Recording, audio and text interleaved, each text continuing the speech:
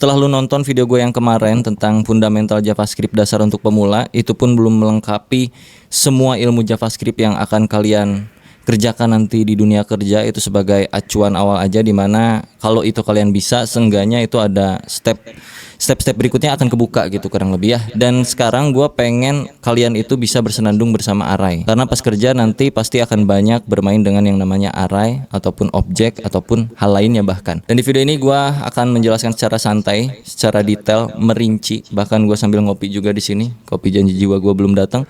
Sambil sebat juga. Jadi buat kalian yang masih di bawah umur, jangan ditiru hal-hal negatif ini. Kalian ambil hal positifnya aja di dalam sintaks-sintaks yang nanti kita akan belajar bersama, terlebih seputar array, karena ada banyak banget materi. Di sini gue punya 12 materi kurang lebih untuk kalian bisa belajar array. Entah akan berapa menit ini lamanya, tapi yang penting kalian enjoy aja untuk mendalami array ini, karena gue jamin ini akan terpakai ketika lu nanti pas kerja as a front end ataupun back end developer, dan khususnya untuk web developer gitu ya.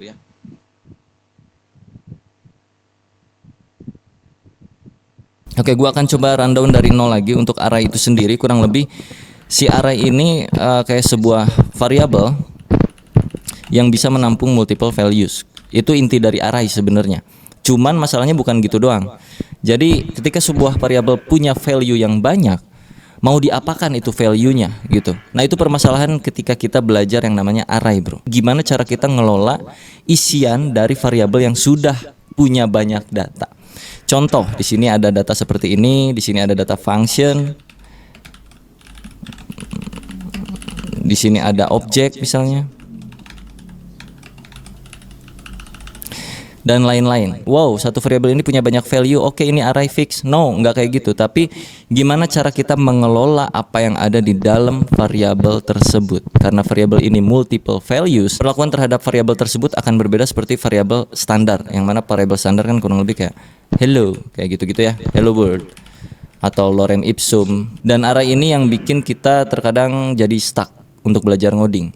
Nah, terlebih karena ini JavaScript, akan lebih stuck lagi kalau kalian pusing tentang array. Jadi seenggaknya di sini gue akan jabarkan secara manusiawi, sebisanya gue menyampaikan aja. Jadi kalau misalkan ada yang salah dari ucapan-ucapan gue seputar pembahasan 12 materi array ini, gue nggak pakai skrip di sini, gue cuma nyantumin poin by poinnya dari 1 sampai 12 apa yang harus gue bahas supaya nggak terlalu luas kemana-mana gitu. Tetap ada poinnya. Oke, kita mulai dari yang pertama. Mulai dari hal yang paling standar, cara membuat array. Kalau kalian tiba-tiba terjun ke sini, please tolong tonton dulu video yang kemarin yang untuk pemula, bagaimana cara membuat variabel, declare dan segala macamnya. Setelah itu baru bisa masuk sini supaya gue nggak perlu menjelaskan apa itu variabel dan kawan-kawannya. Materi pertama kita akan belajar cara membuat array, karena nggak cuma satu cara, kita bisa pakai banyak cara untuk bikin sebuah array. Yang pertama, kita bikin dengan cara yang paling standar. Taruh aja di sini kita punya array dengan nama array saya. Lalu di dalamnya itu banyak value 1, 2, 3. Ini udah termasuk sebuah array. Dan taruhlah di sini gua isi array ini dengan muka, lalu dengan tangan, lalu dengan tangan, dan satu lagi pakai misalkan bibir. Kalau gua console.log array saya, maka dia akan menghasilkan array seperti ini. Tahapan pertama seperti itu untuk membuat sebuah array. Cara kedua membuat array, kalian bisa bikin array kosongan, array kamu mungkin ya di sini ya, kosong dulu. Terus lu isi nilai apa yang pengen lu masukin ke dalam array kamu di sini. Caranya tinggal panggil lagi array kamunya, lalu diikuti dengan siku-siku dan sama dengan values-nya itu apa. Sebelum kita masukin data, nilai dan juga key-nya ke sini, gua akan jelaskan dulu ini maksudnya apa dan ini juga maksudnya apa. Karena nggak cuman sekedar oh senyum, oh tangan, oh bibir, oke, itu array, nggak cuman sekedar gitu. Kalian perhatikan di bagian konsol sini. Sorry, ini gua komen dulu. Di sini kalau kalian klik tanda panahnya, dia akan turun ke bawah dan kalian lihat di sini ada 0, 1, 2. Muka itu urutan ke-0, indeks ke-0, urutan pertama indeks ke-0 muka, urutan kedua indeks ke-1 tangan, urutan ketiga indeks ke-2 itu bibir. Bentar, gua notifnya gua matiin dulu, anjir berisik banget ini. Right, sorry ya kalau di sini suaranya berisik, ada suara burung, suara angkot dan segala macamnya. Jadi ketika kita bikin sebuah variabel, walaupun di sini kita nggak masukin key, nggak masukin angka 1230 123 itu, tetap di situ sebenarnya ada. Yang mana 0 1 2 tadi itu disebut key atau indeks ya. Indeks dari sebuah array. Indeks itu mulainya dari 0. Sedangkan kita manusia bisa menghitung mulai dari 1. Itu yang bisa bikin kita pusing pas belajar ngoding. Sedangkan di dalam codingan itu mulai dari 0, tapi kita mulai dari 1. Dan terkadang juga sebaliknya. Jadi nanti akan ada hal-hal yang mesti kalian kulik lagi, apalagi seputar array.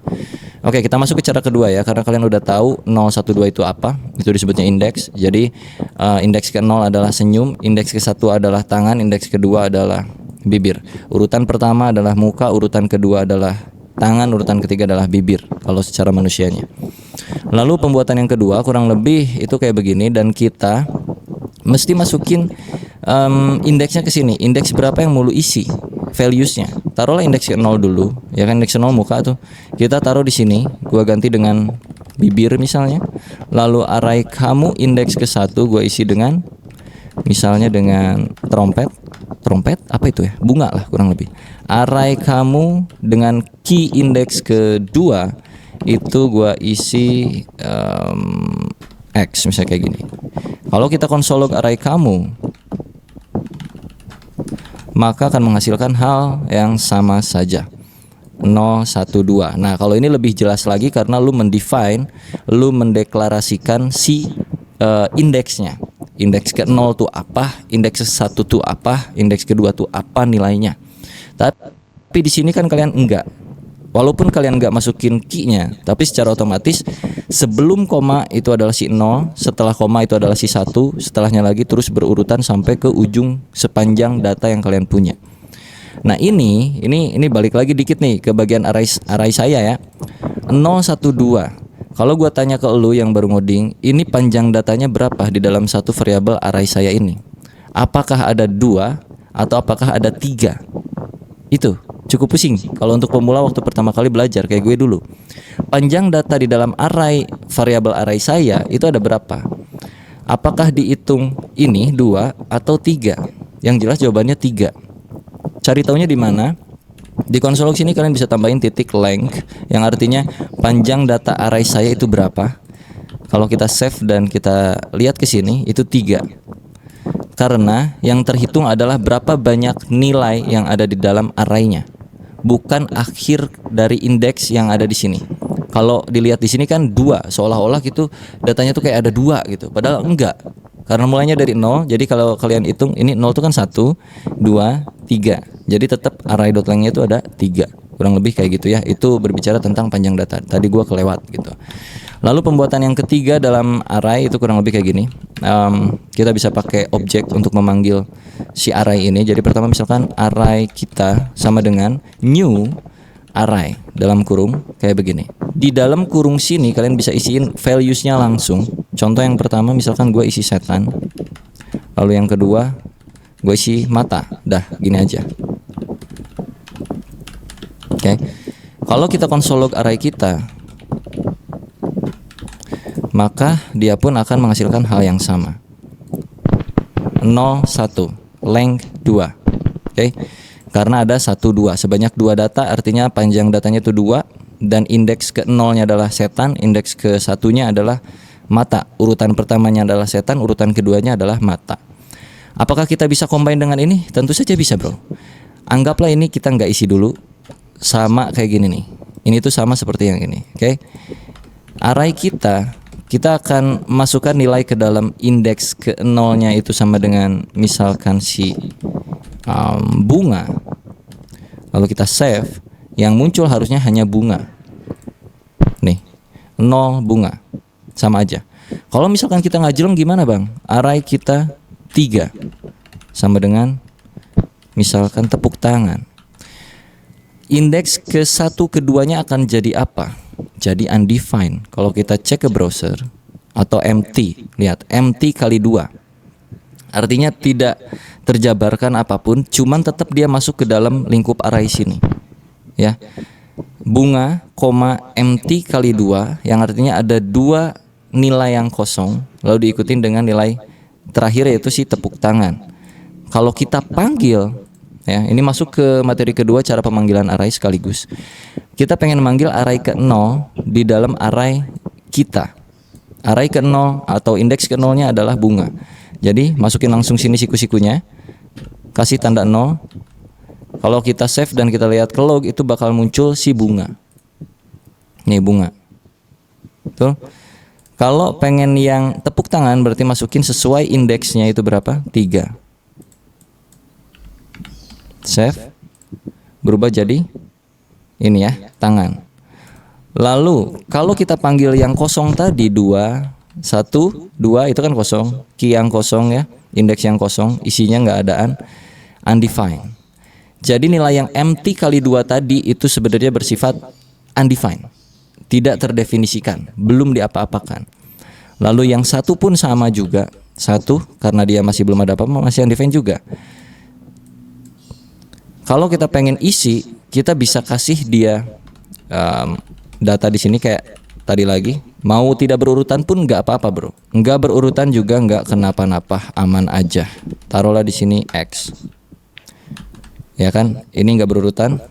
Jadi X ada di sini dan value udah berubah jadi bunga ini dan ini. Cukup paham tentang penjabaran, pembuatan array dan juga pemanggilannya. Seharusnya cukup mudah ya untuk di awal kali kita belajar array, mulai dari pemanggilan dan juga pembuatannya dulu. Kalau lu mau merubah nasib sebelum umur 30, jangan skip video ini. Ngeliat teman udah ada yang jadi manajer.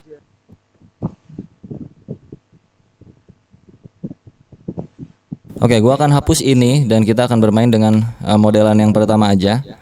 Ini caranya dan kita akan tambahkan beberapa item di sini. Misalkan kita akan bermain yang namanya buah-buahan aja supaya mudah untuk dipahami ya. Oke, di sini jadi gua udah punya 1, 2, 3, 4, 5 data buah dan kita akan coba kelola ini. Bagaimana cara kita mengetahui buah-buah yang ada di dalam sini, kurang lebih kayak gitu. Untuk materi yang kedua itu kita harus tahu apakah array ini mengandung sesuatu atau tidak. Kayak contohnya misalnya, apakah di dalam data array saya mengandung semangka? Apakah di dalam array saya mengandung alpukat? Nah, kayak gitu ya. Kalau kita lihat secara kasat mata kan memang iya mereka mengandung semangka dan mengandung alpukat. Masa iya di sini kita tiba-tiba iya, kan nggak mungkin. Jadi harus kita coding sedikit. Array saya dot includes apa yang akan lu cari? Mengandung, taruhlah mengandung semangka. Mana semangka sini? Nih ya. Ini artinya apakah array saya mengandung semangka? Ya. Jadi kita akan coba buat dia di dalam variabel const is semangka, bahasa Inggrisnya apa ya? Is semangka lah. Udah semangka aja, lupa gua. Bahasa Inggris semangka apa sih anjing? Oke, semangka ya. Kita konsolog semangkanya. Kalau dia bernilai true maka dia ada semangkanya. Kalau dia bernilai false maka di dalam array saya ini nggak ada semangkanya. Kita cek ke browser. True, artinya dia ada semangkanya. Kalau gua masukkan selain semangka, taruhlah di sini gua buah apa ya? Nah, buah ini nih. Buah pisang. Ini kan gak ada pisang ya. Kita coba masukin pisang sini. Kalau gua baca, apakah array saya itu mengandung buah pisang? Lu lihat dah ke sini, ada pisang nggak? Enggak kan? Berarti harusnya kan munculnya false. Jadi kalau kita console log, kita ganti dulu pisang. Jadi enak nih. Const pisang alias variable pisang untuk mengecek apakah array saya itu mengandung pisang atau tidak. Jadi kalau kita console log, false, dia tidak mengandung pisang. Oke, gua balikin lagi ke semangka ya. Sip. Kita udah tahu di sini tuh ada semangka. Kalau misalkan lu pengen tahu semangka itu ada di posisi indeks keberapa, lu udah tahu di sini ada semangkanya. Anggaplah lu nggak punya gambar buah-buahan ini di dalam array ini. Anggaplah ini nggak ada, gua tutup. Anggaplah ya. Misalkan ini gua cut. Ternyata di dalam array itu memang mengandung semangka. Dan lu harus tahu semangka itu ada di posisi keberapa, didempet sama buah-buahan apa misalnya gitu. Dan untuk mengetahui itu lu bisa pakai yang namanya index of. Jadi const posisi pisang sama dengan array saya dot index of apa yang mau lu masukkan. Ini bukan pisang lagi, ini semangka, sorry Pak, semangka. Posisi semangka. Oke. Masukkan ke sini index of semangka. Kalau gua konsolog semangka, dia udah tahu lah ya, dia ada true. Dan jika true, maka gua akan munculkan posisi semangkanya. Maka kita di sini mesti kasih kondisi sedikit lah. Jika semangka, maka console.log posisi semangkanya. Oke. Ini artinya kalau semangka bernilai true, maka munculkan posisinya. Jika tidak, console.log saya tidak tahu posisinya di mana. Kalau kita refresh, ada di indeks ketiga. Apakah betul? 0, 1, 2, 3. Itu untuk mengetahui semangka. Jadi kalau kita perlengkap di sini, kalau gua pakai backtick di sini ya, bro.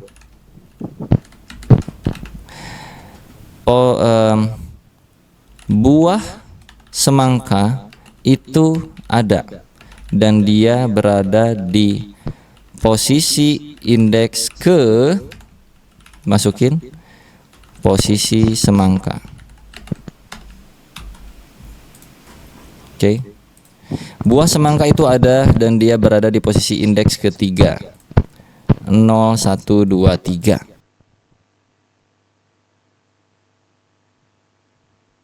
Kalau udah kayak gini kita bisa lebih enak lagi. Misalkan di dalam sebuah perumpamaan lu harus tahu buah sebelum buah semangka itu ada apa buahnya. Ini nih. Lalu buah setelah buah semangka itu ada apa buahnya.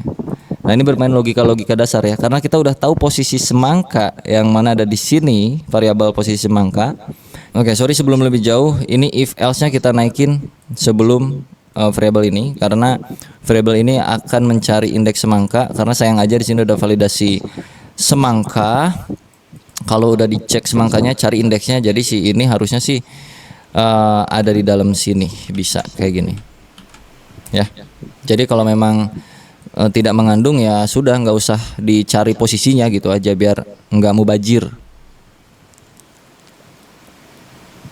Oke, di gua hujan, jadi sorry kalau kedengaran suara hujan dan juga petir geluduk ya bro, mohon dimaklum aja. Kita tadi mau lanjut apa? Mencari posisi si ini ya, ini buah apa gua nggak tahu dah.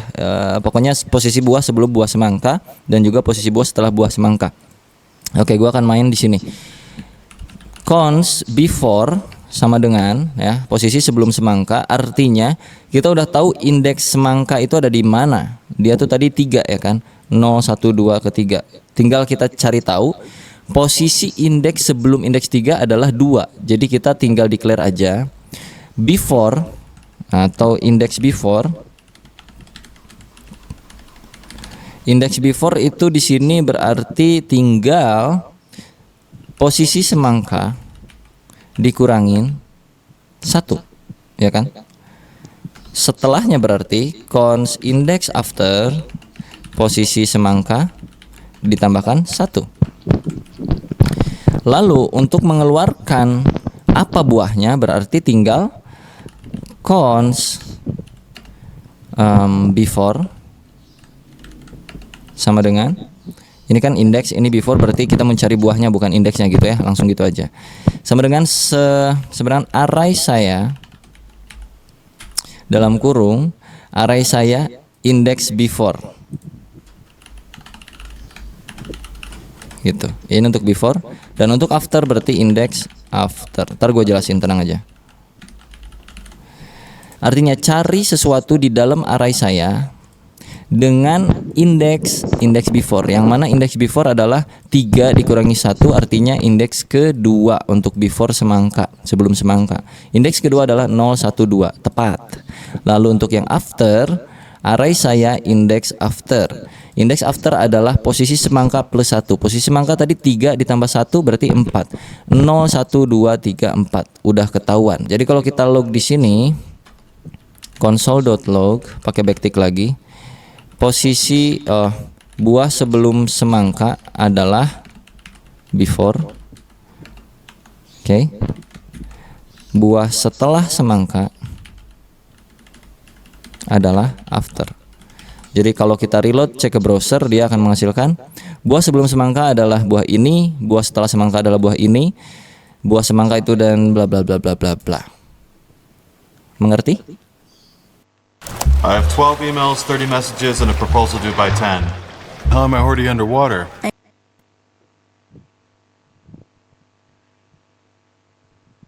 Gua akan hapus konsol log yang ini karena kita udah nggak butuh posisi semangka lagi karena udah tertampung di dalam sebuah variabel. Kita bakal lanjutin ini. Gimana kalau misalkan gua pengen tahu posisi buah pertama itu apa? Buah apa gitu. Jadi ada shorthand yang bisa kalian pakai di JavaScript. Lu tinggal cons buah awal sama dengan array saya dot shift. Maka lu akan tahu posisi buah awal itu apa. Oke, kalau kita konsol log, buah awal adalah buah awal.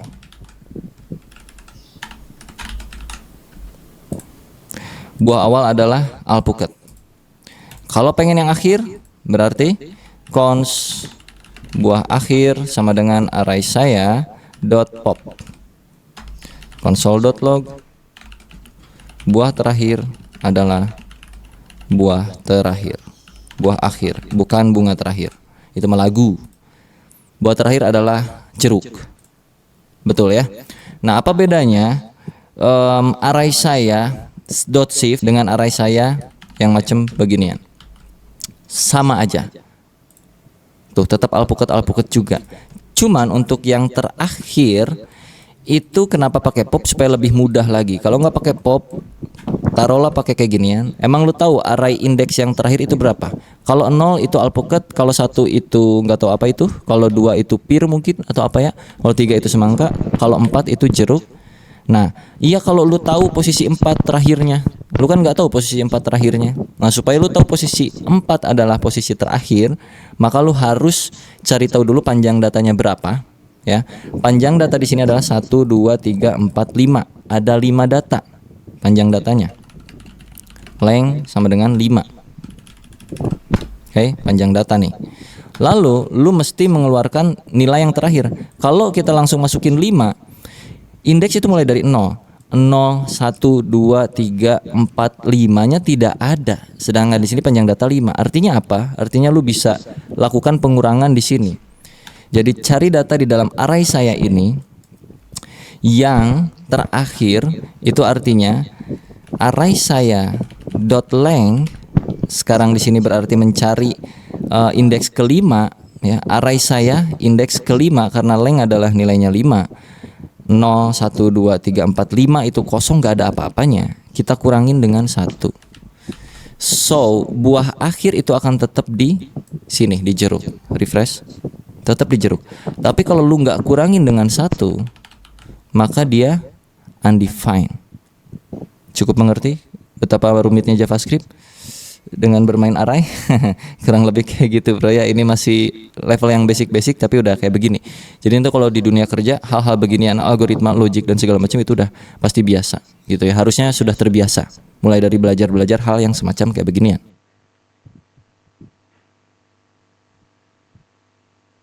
Kayak kita udah bikin gimana caranya membuat array, terus kita juga udah cara panggil value-nya, cara menentukan posisinya. Ada satu hal yang belum gua sebutkan di sini, ini gua akan hapus dulu. Modelan yang terakhir, tadi kita belum ubah key-nya, yang mana key itu bisa diubah juga. Tadinya kan 0, 1, 2, 3, 0, 1, 2, 3 kayak gitu-gitu terus. Dan kita misalkan pengen ngasih ciri ke dalam key-nya, karena ini buah-buahan kebetulan. Jadi taruhlah di sini, gua akan hapus dulu dan kita kasih array kosong di sini. Gua pengen key pertama itu bukan 0, tapi gua pengen key pertamanya itu array saya alpukat sama dengan gua kasih di sini alpukat kayak begini. Ini bisa juga. Atau key yang kedua kita kasih jeruk. Lalu kita console log array sayanya. Dan kalau lu cek ke browser akan menghasilkan hal seperti ini. Alpukat, ini alpukat, jeruk, ini jeruk. Loh kok lengthnya 0 bang? Untuk memanggil ini pun lu nggak bisa kayak begini. Karena dia bukan berupa urutan, ya, bukan berupa indeks key yang dari 0, 1, 2, 3 itu. Jadi untuk pemanggilannya lu mesti kasih di sini apa tuh namanya? Kata-katanya apa? Alpukat. kalau lu pengen dapetin hasilnya. Ini alpukat. Ya, terus jeruk. Ini jeruk. Jadi ada banyak banget hal yang bisa kalian mainkan dengan array, dan kenapa gua bikin video ini dengan santai kayak beginian walaupun lu pada pusing untuk belajar pertama kali. Jadi ini sebenarnya bukan video tutorial juga, cuman ngasih tahu bahwa array itu bisa sangat-sangat manipulatif ya, bisa membuat lu pusing, bahkan bisa membuat lu jadi lebih mudah dalam mengerjakan hal-hal di dalam pekerjaan lu nanti gitu, bro.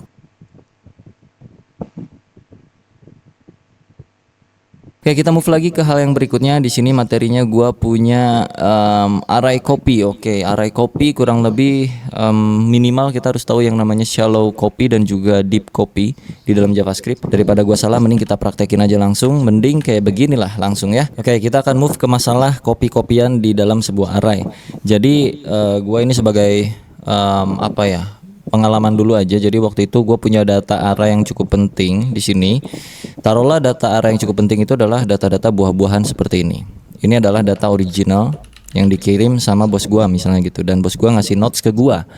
Lu boleh kelola array itu, tapi jangan sampai merubah nilai standarnya, nilai yang gue kasih di awal. Nilai originalnya itu nggak boleh berubah.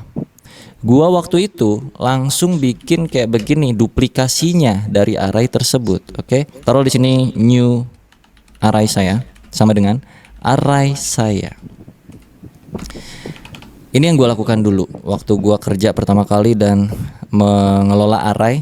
Kurang lebih ini yang gua lakukan, dan itu cukup goblok bagi gua.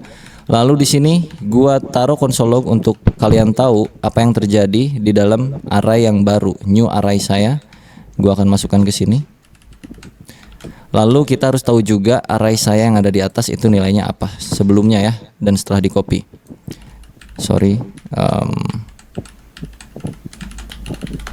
Oke, jadi di sini gua udah konsol 2 biji. Yang pertama yang original, dan yang kedua ini gua kasih ciri KW alias duplikasi dari array saya. Dan memang kalau kita konsol log itu menghasilkan hal yang sama. Lihat gambarnya pun ini buah-buahan yang sama, betul? Kelihatan gak sih? Kelihatan dong harusnya. Buah-buahan yang sama nih.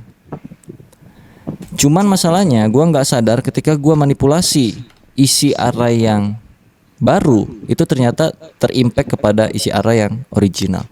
Let's say new array saya untuk posisi yang indeks pertama itu akan gua ubah menjadi bukan buah itu tapi buah lain-lain. Misalnya taruhlah bukan buah lah ya, taruh di sini gua pakai X kayak gitu.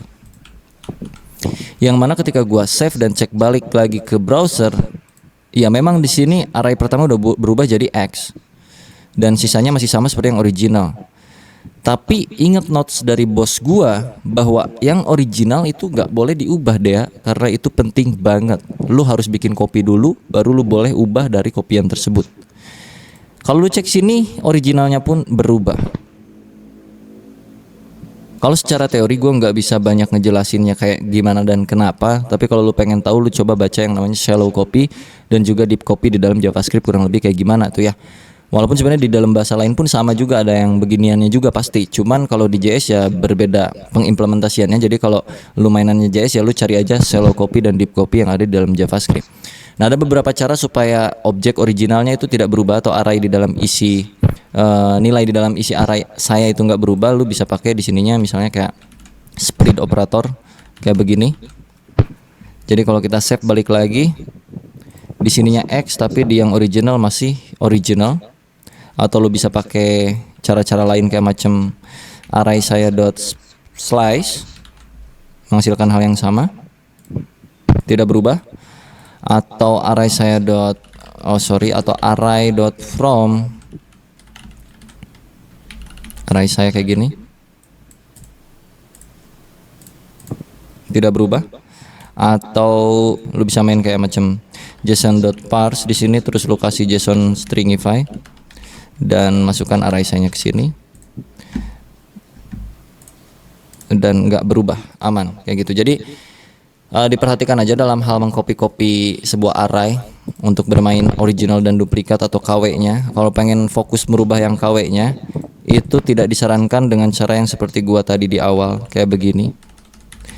Lebih baik lu bikin memang objek baru dari array yang ini. Terlebih kalau kasusnya misalkan udah ada requirement bahwa original value dari array yang pertama itu nggak boleh berubah, nah berarti nggak bisa pakai cara kayak beginian. Tapi ya tergantung situasinya lu mau kayak bagaimana. Kalau mau kayak begini, ya ini sama aja kayak lu nggak usah ngetik ini gitu, udah aja langsung manipulasi di dalam array saya-nya aja gitu. Jadi tetap disesuaikan dengan kondisi, jadi nggak bisa juga dipaksakan harus pakai yang copy. Itu nanti akan bersinggungan juga dengan hal-hal kayak macam performance. Ya jadi cukup ribet memang sebenarnya. Want to turn your ideas into reality? Welcome to Shikar AI. Shikar AI offers a wealth of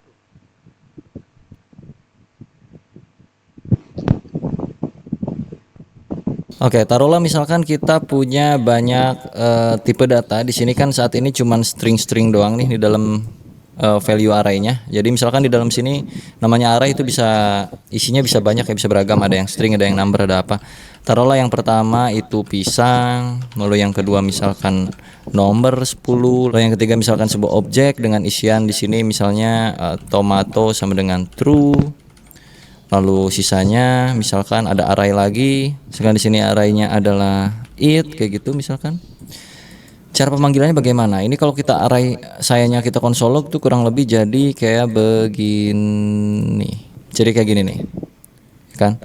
0 pisang, ini sebuah objek, ini sebuah it. Kalau kita mau panggil satu persatu, taruhlah yang pertama. Itu bisa kayak begini. Ini akan muncul pisang doang.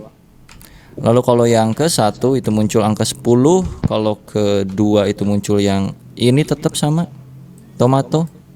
Lalu untuk yang terakhir kalau kita 4 sini 3 it.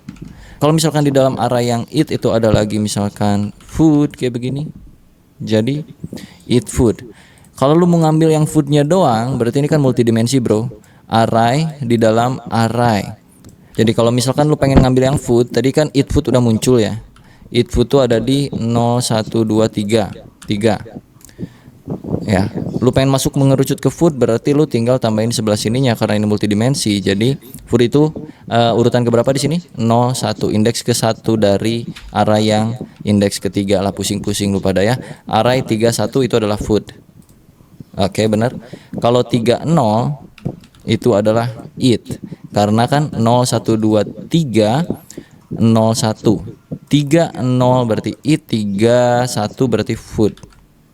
Nih it, ini food gitu kurang lebih. Kalau misalkan ini array 1 kalau misalkan ininya 0, itu kan tetap balik ke pisang. Kalau di sini lu pakai double kayak gini 0 ke 1 misalkan nggak akan ada ya.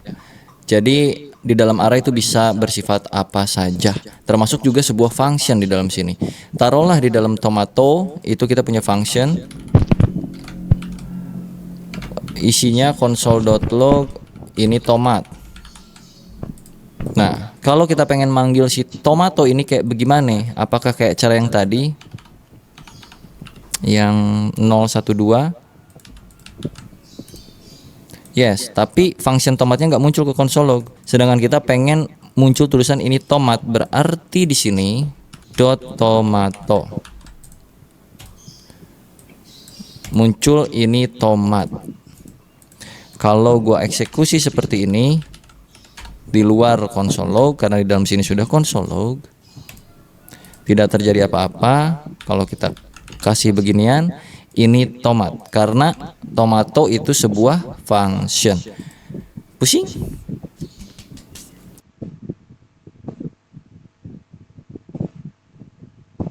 Sekarang kita coba merging dua buah array menjadi satu, kurang lebih dengan cara yang cukup sederhana. Taruhlah di array pertama, array saya, lagi-lagi array saya itu kita punya 3 atau berapa buah inilah ya, buah anggur. Gua duplikat, terus lu punya variabel array kamu dengan isian di sini misalkan bibir dan juga setan dan juga misalkan trompet. Kalau kita mau combine itu berarti kita bikin satu penampungan variabel baru di sini, merge array sama dengan array saya atau array kamu bebas terserah lu .concat dengan array yang mana.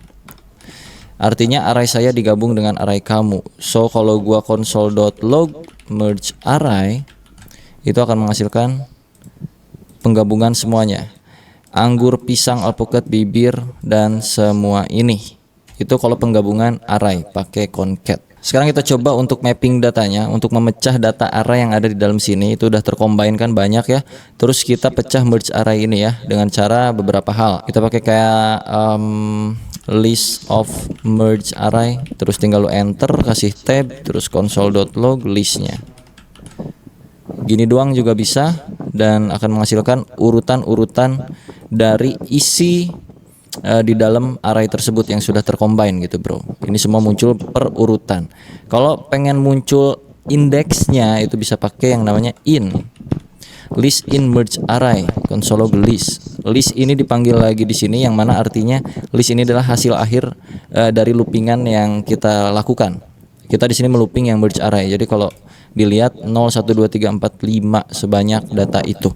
Kalau misalkan pengen keduanya lu punya, lu bisa pakai mapping map.map merge array.map kayak begini. Terus lu kasih dua parameter. Yang pertama itu parameter nilainya, taruh value dan taruh index di sini. Lalu lu kasih function raw function kalau gue kayak gini biasanya. Terus lu tinggal console.log value dan juga indeksnya. Jadi kalau dicek nanti akan menjadi seperti ini. Anggur indeks ke 0, pisang indeks ke 1, ini indeks kedua, atau lu balik-balikin juga boleh. Di sini indeks, di sini value. Kayak begini juga bisa.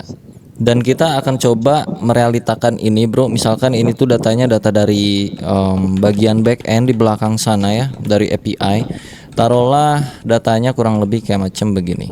Misalkan ini datanya, datas. Lalu kata bos lu disuruh gue pengen di bagian front ini itu muncul bagian namanya doang, gak usah dikasih tahu stacknya apanya kayak gimana. Ya kita bisa pakai banyak cara. Salah satunya misalnya mapping data ya. Taruhlah ini gua hide dulu. Datas.map kayak tadi lagi, lo masukin valuesnya apa, lalu indeksnya indeks apa ke berapa, kasih raw function, lo kasih return di sini values.name atau kasih console log dah.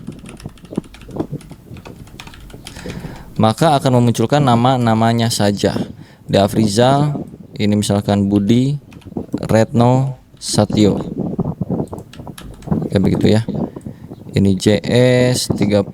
Ntar gua rombak dulu datanya pokoknya. Nah, misal datanya kayak gini ya. Terus kita disuruh munculin Deafrizal, Budi, Retno dan juga Satyonya doang. Jangan pakai yang lain-lain.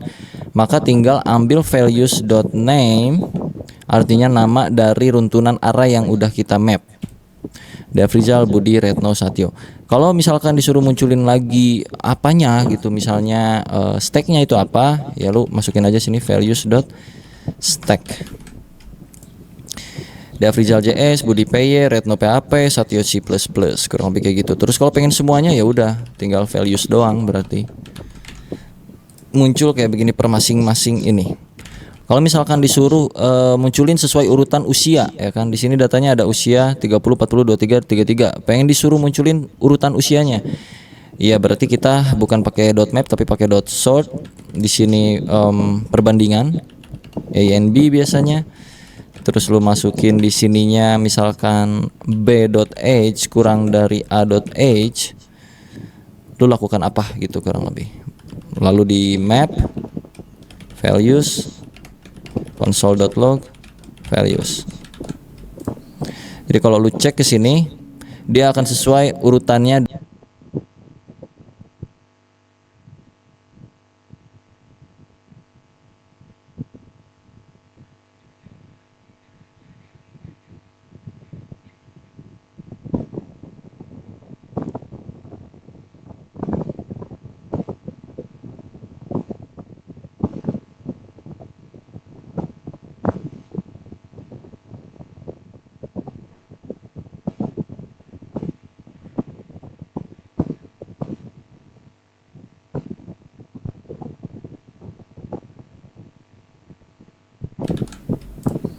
Jadi kalau lu cek ke sini, dia akan sesuai urutannya.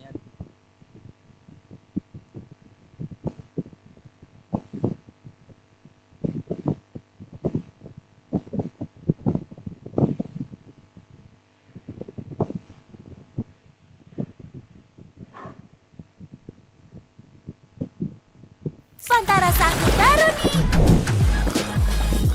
Bikin ngemil makin gokil. Index di sini. Lalu lu kasih function, arrow function kalau gue kayak gini biasa. Dia akan sesuai urutannya. Ubah ini jadi A, ini jadi B. 23, 30, 33, 40. Kurang lebih kayak gitu, kelihatan ya. Kalau misalkan di filter pakai usia yang di atas 30 doang, yang mana di atas 30 itu cuman ada Afrizal 1 dan Budi. Retno nggak masuk di atas 30. Jadi kita pakai filter yang usianya x.age lebih dari 30. Oke, kalau kita lihat sini 40 dan 33, karena tadi lebih darinya itu nggak pakai sama dengan. Kalau pakai sama dengan maka gua pun akan masuk karena usia gua sama dengan 30. Misal kalau udah kayak gini diurutin lagi, ya udah tambahin lagi misalkan pakai dot sort gitu ya. Di mana dot sortnya? Di depan sini kayak yang tadi misalkan. AB B.age kurang dari A.age. Jadinya 40 30 33 bla bla bla bla bla ya. Nggak masuk tuh si anak kecil yang umurnya 23 tuh nggak masuk. Kalau pengen sesuai urutan dari bawah ya balikin aja 30, 33, 40. Dan kalau misalkan pengen yang muncul si anaknya doang berarti di bawah usia 30 itu muncul dia. Kayak gitu-gitulah kurang lebih ya. Capek ya gituan, pusing ya, nggak seru emang sih. Tapi dah gimana belajar kayak gitu, sorting, filter. Tapi ini pakai bantuan dari JavaScript-nya, pakai sort, filter kayak begininya.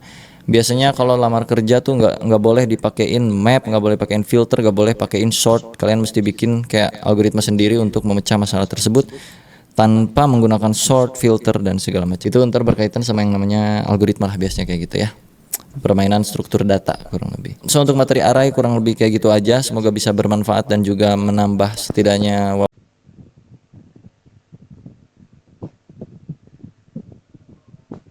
ini kita akan sedikit fun dan juga memusingkan diri dengan yang namanya JavaScript function, karena ada banyak hal yang bisa kita kulik dengan JavaScript function. Nanti akan ada tugas ya buat kalian, tugas besar seru, jadi ikutin aja video ini. Tapi notes buat kalian yang belum mengikuti video gue sebelumnya tentang JavaScript, bisa dicek playlist JavaScript di channel gue ya. Udah ada 3 video dan ini video keempatnya. Kita mulai. Untuk membuat function, ini ingat-ingat ya, ini buat tugas nanti akan ada clue-nya dari sini. Kita declare dengan cara function seperti ini yang pertama, terus diikutin dengan nama functionnya apa. Taruhlah add name kayak begini, pakai buka tutup terus kurawal. Di dalam function itu selalu mereturn sesuatu supaya dia bisa keluar dari functionnya, nilainya. Taruhlah add name sini dari Afrizal ya, terus gua panggil nih alert add name misalnya gini, pakai buka tutup ya, karena kalau enggak dia nggak akan bisa. Coba dah tuh, dia akan muncul functionnya kalau nggak pakai buka tutup. Tapi kalau gua pakai buka tutup di sini, dia akan return nilainya, bukan return functionnya, tapi return nilai dari function itu apa. Kalau gua reload, dia Afrizalnya keluar dari sini. Kalau gua nggak return, dia Afrizal doang seperti ini, maka kalau gua save dan gua reload, undefined. Artinya tuh function harus mengembalikan nilai ya, supaya dia nggak muncul nilai undefined seperti ini, atau tidak bernilai, bukan nilai. Undefined itu tidak bernilai, kayak begitulah ya, kurang lebih ya. Oke, kita akan fun sedikit. Taruhlah di sini kita punya function untuk menampung nama seseorang secara dinamis. Artinya kita mesti mengembalikan nilai dari apa yang diketik oleh user. Jadi nanti misalkan ada user yang ngetik add name Dea Gobles, maka function ini harus mengembalikan nama Dea Gobles ini, yang artinya kita udah mengirim data dari pemanggilan functionnya. Untuk mengambil atau menangkap datanya itu kita tinggal taruh di sini sebuah variabel untuk menampung data ini. Taruhlah nama variabelnya di sini full name. Untuk mengembalikan nilai ini kita tinggal return full name-nya kayak begini ya. Artinya function add name dipanggil dan dikasih nilai Dea Gobles dari pemanggilannya langsung. Terus di functionnya itu kita tangkap lewat satu variabel yang bernama full name, dan pengembaliannya adalah return full name-nya. So kalau gua save dan kita coba reload pakai alert ya, alert dulu deh, maka Dea Gobles masuk sini. Nah untuk video ini gua akan ubah return-nya, walaupun di JavaScript kan diharuskan return ya, tapi karena kita modenya mode development alias mode belajar juga, jadi ini gua ganti return jadi console log supaya bisa lihat langsung sini hasilnya tanpa pakai alert ya. Gua hapus dulu alertnya. Ini return gua ganti jadi console.log full name. Jadi pas di save dia akan muncul Dea Gobles. Ini kalau satu parameter. Kalau dua parameter diganti di separate pakai koma. Dia bisa pakai koma. Lalu di sini first name, di sini last name. Jadi yang di return console log itu return ya, anggaplah seperti itu. First name, koma, last name. Di sini kalau kayak gini doang, dia go blast undefined. Karena function ini itu kan dia nangkep dua data, dua kiriman data. Sedangkan di function ini kita cuman satu kiriman data. Ini. Kalau kita tambahin dia go blast, tambahin kayak gini Margodoso, maka udah nggak undefined tuh, karena sesuai. Ini data pertama, koma, data kedua. Data pertama masuk ke first name, koma, data kedua masuk ke last name. Atau mau panggil satu-satu boleh. First name, terus console log lagi, last name, Diego Blaze Margodoso. Mau ditambahin lagi di sini misalnya nama depan, titik 2. Di sini nama belakang, nama keluarga, nama marga lah, taruhlah gitu ya. Jadi nama depan Diego Blaze, nama marga Margodoso. Seperti itu. Ini yang kita sebut sebagai permainan pengiriman data ke function. Bisa disebut passing data, passing parameter, passing value, passing apa kayak selalu ya, passing pengiriman dan penangkapan data, kurang lebih kayak begini. Nah, sebenarnya di dalam function JavaScript ini itu termasuk bagian dari yang namanya argumen. Di sini di pemanggilan function addName, kedua parameter ini adalah sebuah argumen yang kita ketik. Argumen pertama adalah bernilai string dengan isian Diego Blaze. Argumen kedua adalah Margodoso, ya. Tanpa kita harus panggil di situ parameter pemanggilannya dengan cara bikin satu variabel atau dua variabel sesuai dengan berapa banyak jumlah argumen yang dimasukin, kita juga bisa lewat yang namanya console.log arguments. Ini hapus aja. Bahwa sebenarnya pun function itu sudah mempunyai argumen tanpa kita masukin parameter di dalam functionnya. Kalau kita masuk argumen akan muncul kayak beginian. Argumen 2, Diego Blaze dan juga Margodoso, betul? Untuk manggil yang pertama itu bisa pakai 0. Untuk manggil yang kedua itu bisa pakai 1. Jadinya Diego Blaze Margodoso. Kalau pengen kayak tadi ya sama aja. Komain aja sini. Nama depan, yang ini nama belakang gitu, atau nama marga. Sama kayak tadi, tanpa kita tangkap datanya di parameter functionnya, tapi kita panggil lewat yang namanya argumen. Kalau kita nggak tahu argumennya bang, kayak gimana ya, pakein for loop lah kurang lebih. Contoh, for let i arguments.length i kurang dari argument.length i plus plus console.log arguments i Margodoso. Oh sorry, dari 0 mulainya salah. Diego Blaze Margodoso. Sini tinggal tambahin. I knew I was underwater. I just didn't realize I was this underwater. Nama saya Diego Blaze. Nama saya Margodoso. Kurang lebih kayak gitu. Atau nama lengkap ya, karena di looping kan kayak gitu ya. Sebenarnya bisa diakal-akalin juga lah. Nama lengkap Diego Blaze, nama lengkap Margodoso. Ini kalau misalkan ceritanya bukan nama depan nama belakang, tapi banyak nama, Fikri Go Blaze misalnya, Deden Go Blaze. Kayak gitu-gitulah kurang lebih ya. Tapi ini kan ribet, jadi nggak usah gini, udah normal aja hidup mah bro. Pakai parameter aja dah. Itu untuk studi kasus tertentu kita bisa pakai begituan. Tapi yang paling standar ya username atau di sininya nama awal, first name, last name gitu. Console log first name plus last name itu bisa, atau pakai koma juga bisa. Dan jangan lupa karena di sananya itu 2, di sini juga 2 ya. Diego Blaze Fikri Go Blaze. Kalau nggak pakai koma dia akan bersatu, kalau pakai koma dia akan jadi spasi. Nah gitu, gampang-gampang. Ini metode pertama pembuatan function, lalu kita masuk ke yang kedua dengan cara functionnya itu ditampung ke sebuah variabel. Taruhlah addName ini adalah sebuah variabel ya. Cons ya sedikit lucu di JavaScript memang, tapi ya mau dimaklum. Cons full name sama dengan, nah lo pusing-pusing loh. Ini gue jemput dikit. Pakai gini deh. Cons full name sama dengan function addName. Ya, ini manggilnya bukan lagi pakai addName, tapi tinggal full name. Sama aja hasilnya. Itu bisa juga kayak gitu. Jadi dijadiin sebuah variabel. Pusing lu ya kan? Yeay. Dan yang ketiga, pembuatan function itu juga bisa pakai yang namanya keyword new. Jadi misalkan gini, cons full name, ini gue balikin lagi ya, normalin kayak gitu. Full name sama dengan new function, pakai FBD dalam kurung seperti itu. Bisa seperti ini. Dan kalau kita masukin ke sini parameter first name, last name, parameter ketiganya adalah return value-nya. Return first name atau console boleh dah. Console.log anjay first name, last name. Yang akan gua panggil adalah full name. Undefined. Kenapa? Karena belum kita masukin di sini. Dea last name-nya Afrizal. Dea Afrizal. Bisa dengan cara seperti ini. Pilih mana Pak? Pilih ini atau pilih ini, terserah, sok coba pusingan yang mana. Tapi enaknya kalau pakai beginian tuh bisa kayak macam gini Pak. Misalkan di sini X, di sini Y. Console log X plus Y. Gitu. Atau bahkan misalkan lu return lah. Return X plus Y. Jadi di sini tinggal full ganti, jangan full M ya. Ini kan penambahan. Sum sama dengan X plus Y. Taruhlah di sininya sum 1,2. Kasih konsol dulu kali. 3. Pakai beginian anjay, lucu banget ya nggak? New function X Y return X plus Y. Konsol log sum 1,2. Langsung tuh bertambah. Atau sininya konsol log deh, biar nggak capek di luar pakai konsol log ya kan. Jadi kalau pakai yang new itu parameternya itu ya, parameternya itu jadi langsung di dalam string gitu. Bentar. Ya kan? Misalkan 10 tuh kayak gitu-gitu. Kalau nggak pakai passing data itu bisa tinggal gini doang. Konsol log ini sum. Misal gitu ya. Nggak usah gini, tinggal sum. Ini sum tuh kayak gitu ya, lucu banget ya bikin function aja, apa beda sama variabel ya kan. tapi gua akan coba kasih tahu yang paling sering gua pakai di industri, yaitu namanya raw function. Kurang lebih kalau kita bikinan sum pakai raw function jadinya kayak gini. Ini kan pakai yang new. Kalau pakai function biasa sum 2 misalnya gini, console.log sini passing parameter xy, console log x plus y ya, kita panggil sum 2 nan. Oh belum diisi, 2 plus 4 6 ya. Ini cara pertama. Ini cara kedua. Cara 3. Sum 1, sum 2, sum 3. Nah, ini kita bikin yang sum 3 dengan cara kayak gini. Pon sum 3 sama dengan console.log x plus y.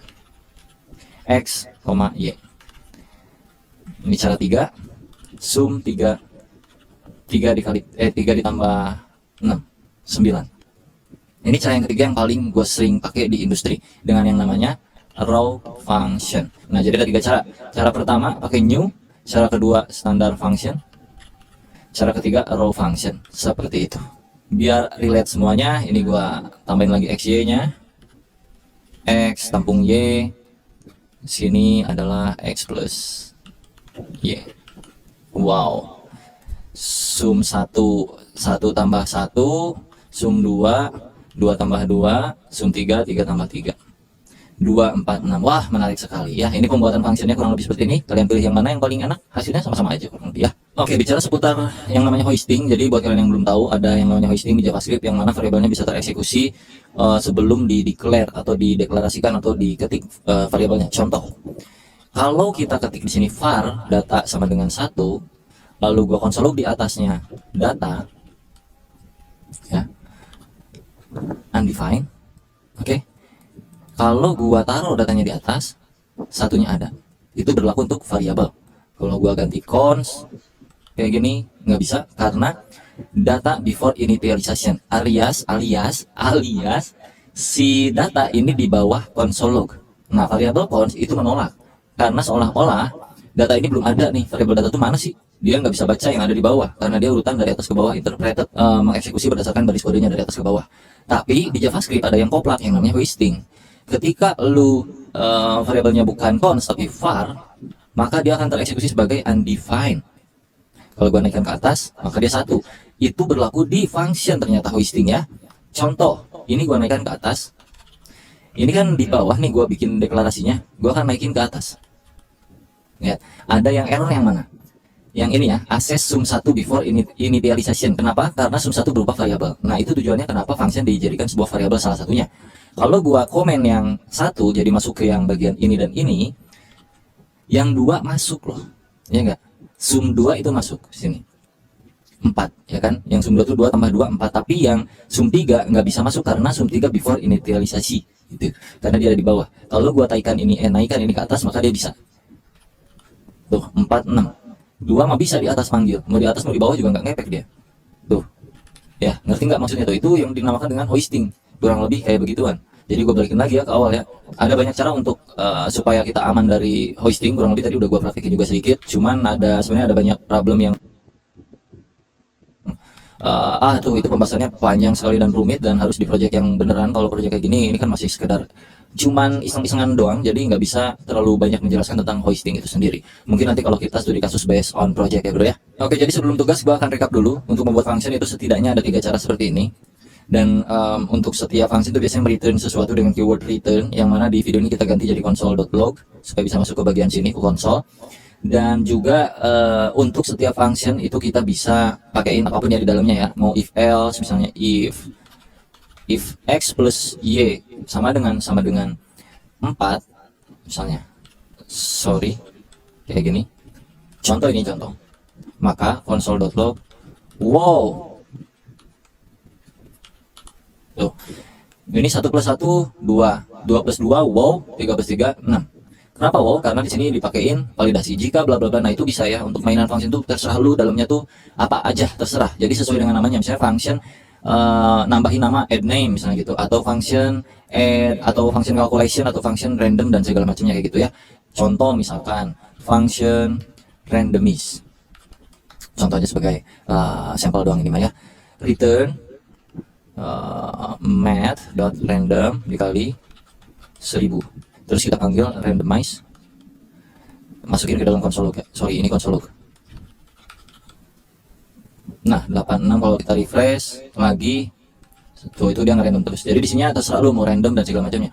Terus divalidasi lagi, contoh cons run sama dengan cons random sama dengan kayak gini ya, if random number lebih dari 200 console.log wow lebih dari 200, else keluarkan nilai random numbernya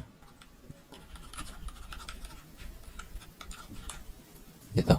Ini kurang dari 200, nah ini lebih dari 200, wow lebih dari 200, berarti ya kalau lu mau make sure itu lebih dari 200 ya tinggal masukin sini random numbernya tuh, 376 700 tuh, kalau nggak lebih dia akan muncul kayak gitu ya, kurang lebih gitulah. Jadi function itu terserah lu ya, mau apapun isinya, mau gimana logiknya lu masukin ke dalam function. Jangan lupa dipanggil, tinggal algoritma bermain gitu, dan pola pikir kita aja untuk memainkan function seperti apa sesuai dengan penamaan functionnya. Oke, kita masuk ke tugas. Yang pertama tugasnya adalah membuat perhitungan matematika. Untuk apa aja?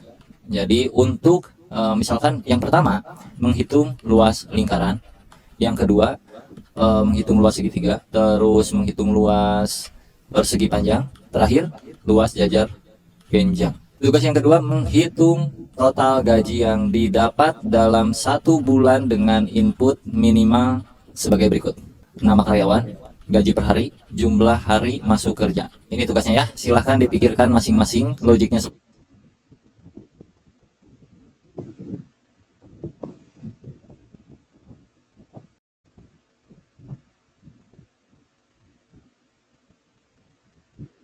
Dua itu kan kurang dari 5, maka masih berlanjut nih Z++. So artinya data ke 2. 4 apakah kurang dari 5? Masih kurang dari 5, maka munculkan lagi output data ke 4. Oke, perbedaan ketiganya itu apa? Di video kali ini gue akan coba jelaskan secara perlahan dan manusiawi untuk yang for terutama, dan juga while do-while. Kita mulai dari yang pertama, itu for ya. For itu ada 3 statement yang harus kalian masukkan di dalam sintaks for ini, di dalam buka tutupnya ya. Yang pertama ini tuh statement 1 ya, terus diikutin statement 2, diikutin statement 3. Statement 1 itu adalah initialisasi awal atau variabel default ketika pertama kali mau looping. Variabel loopingannya mulai dari berapa?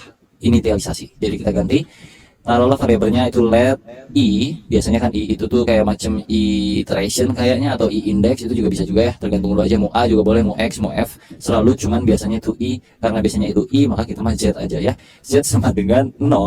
0 adalah pertama kalinya JavaScript tereksekusi itu 0 duluan kalau untuk looping yang di codingan kita ini. Jadi dia akan tereksekusi mulai dari 0. Titik koma, bukan pakai koma ya, tapi pakai titik koma. Statement kedua itu berisi kondisi. Kondisinya apa? Awalnya 0, jika z-nya kurang dari 10 atau 5, maka apa yang akan dilakukan itu ada di statement ketiga. Biasanya itu z++ untuk menambahkan nilai z-nya. Jadi kalau dibaca, z pertama kali bernilai 0, lalu ada kondisi di mana ketika z itu bernilai kurang dari 5, pakai titik koma, maka z-nya akan bertambah nilainya. Dan gua akan melakukan console log di sini, data ke strip z, biar tahu. Kalau gua save, data ke 0, 1, 2, 3, 4. Kenapa cuma sampai 4? Karena z-nya mulainya dari 0 dan indeks itu dari 0 ya kan. Ini kalau di total tuh ada 5 kan, 1, 2, 3, 4, 5. Betul? Ada 5 ya. Jadi sebenarnya datanya terurai sebanyak 5 kali. Cuman karena mulainya dari 0 maka kayak gini. Kalau pengen mulainya dari 1, pakailah sama dengan di sininya. Jadi terurut 1, 2, 3, 4, 5. Yang mana data awalnya itu 1. Lalu ketika Z kurang dari sama dengan 5, lakukan penambahan dari Z-nya. Yang mana Z-nya saat ini adalah 1. So, Z akan naik menjadi 2 dan konsol log akan muncul ke permukaan menjadi seperti ini. Data ke 1. Sekarang di data ke 1, itu Z-nya udah bernilai berubah lagi nih. Z jadi sama dengan 2. Maka, 2 itu kan kurang dari 5. Maka masih berlanjut nih Z++. So, artinya data ke 2. Terus dia naik lagi Z-nya. Z sama dengan 3. 3 apakah kurang dari sama dengan 5? Ya jelas aja 3 itu pasti kurang dari sama dengan 5. Maka akan muncul lagi output. Data ke 3. Sekarang Z-nya berapa? 4. 4 apakah kurang dari 5? Masih kurang dari 5. Maka munculkan lagi output data ke 4. Sekarang Z-nya naik lagi. Jadi 5. Apakah 5 kurang dari sama dengan 5? Iya. Karena ada sama dengannya kan. Jadi masih masuk ke sini. Data ke 5. Z sama dengan 6. Nah, apakah 6 masuk ke 5? Tidak. Ya, 6 itu nggak kurang dari 5, bahkan nggak kurang dari sama dengan 5. Jadi untuk data yang ke 6 itu tidak akan masuk. Tidak akan masuk yang ini. Jadi berakhir di sini. End of loop. Jadi pertama kali ini dieksekusi akan menampilkan data ke 1, Z-nya bertambah jadi 1, ya plus 1 tambah 1 jadi 2, terus 2 nambah lagi plus 1 jadi 3, kalau berhasil yang 3 nambah lagi jadi 4, ini nambah lagi sampai ke posisi akhir, maka di sini dia tidak bertambah lagi. Ini untuk for ya, materi for di JavaScript kurang lebih seperti ini. Kalau kita mau kurangin hasilnya atau dibalikin atau decrement ya bro ya, ini kan increment. Kalau pengen decrement, ini dipakai min. Ini pasti error loop ya, pasti jadi kacau dan akan stuck seperti ini karena kita mulai 1 sampai ke 5 ini hancur pokoknya. Harusnya dari sini 5 turun ke 1, maka pas di looping, oh lihat nih anjay, sedap sekali bukan? Bede. Jadi jangan sampai salah logik ya, itu tadi gua kepencet save sengaja biar lu tahu kalau terjadi logic error tuh akan kayak gimana. Nah kurang lebih ini komputer akan CPU-nya naik kayak gitu ya, jadi infinite loop tuh yang tadi disebutnya, dia naik dan kita akan kesulitan untuk membuka browsernya. Ya kita coba running di sini aja. Data ke 5, 4, 3, 2, 1 gitu ya kurang lebih. Ini browser gua kan masih error ya, masih infinite loop. Jadi ya udah gua pakai Node.js aja untuk running, JavaScript-nya sama aja tapi by the way. Jadi nggak terlalu berpengaruh. Gua akan mulai dari Node.js aja. Dan ini bisa lu kombinasikan juga dengan lain-lain yang bisa menarik bagi lu mungkin suatu saat. Jadi lu bisa kasih kondisi kayak macam jika modulus dari ini berapa, lu bakal bisa nemuin ganjil genapnya kayak gitu kurang lebih. Misalkan Z modulus 2 atau sisa bagi dari 2 sama dengan 0, maka kita konsol log Z-nya. Dan kalau gua running 4 dan 2 adalah genapnya. Kalau tidak sama dengan 0, maka pas gua running itu data ganjilnya. Ya bisa menarik lah pokoknya, untuk mainan loop ini bisa sangat menarik. Taruhlah ini ada 100 misalnya, atau berapa kayak 1000 lah boleh. Kalau kita running, nah kan terurut tuh dari atas sampai ke bawah nih Pak.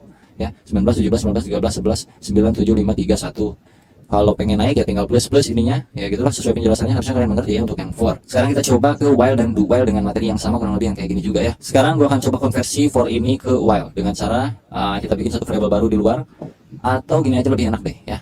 Let enggak deh, dari 0 aja lagi ya. Let x sama dengan 1. Ya kalau yang for itu pakai z, kalau yang while itu pakai x.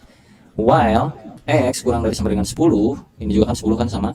Apa yang akan kita lakukan? Kita akan mengkonsol.log data y ke data x ke x, terus x nya dipluskan.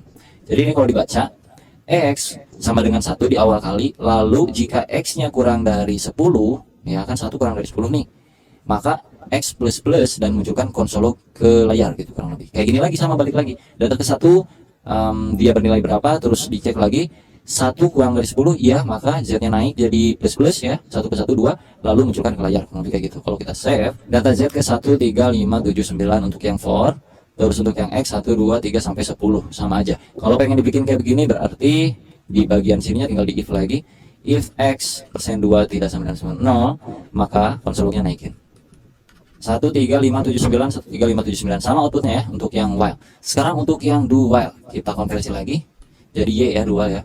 Let y sama dengan 1, do, lakukan apa dulu kalau do while? Konsol log dulu data y ke strip y, lalu naikkan nilainya y plus selama apa gitu. While, nah while nya di sini ya bro. While y kurang dari gimana sih, gue lupa anjir, sorry. While, nah gini nih, while y kurang dari 10 sama dengan 10. Ini kalau gue save dan kita running lagi, 1 nih ya, y nya 1, 2, 3, 4, 5, 6, 7, 8, 9, 10, oke. Y-nya aman ya, sama ya. Lalu kita konversi lagi kayak hal yang tadi di atas, ini tinggal kopas aja, tempel sini, ganti X-nya jadi Y, ganti X-nya jadi Y. Terus kita clear dan kita run lagi. Hasilnya sama, 13579. Ini versi while-nya, ini versi while, ini versi for. Oke, perbedaan ketiganya itu apa? Kita taruh if-nya hapus dulu. Ya, kita ganti aja if-nya, ilangin biar membuktikan perbedaannya. Apa biar kelihatan enak. Bagusnya sih pakai satu variabel aja ya. Let Z sama dengan 1, terus semuanya pada pakai Z aja langsung di sininya. Harusnya sih. Coba run ya. Sampai 5 semuanya aman ya. Z, X, Y. Sekarang untuk perbedaan yang while dan do while itu sangat signifikan ketika kondisinya itu tidak sesuai.